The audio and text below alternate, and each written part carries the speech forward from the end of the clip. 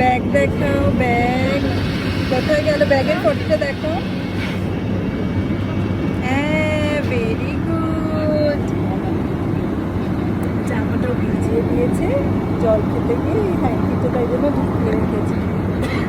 এবার যেই দেখবে যে আমি কিছু বলছি অমনিও ফটো হ্যান্ডকিটা হবে।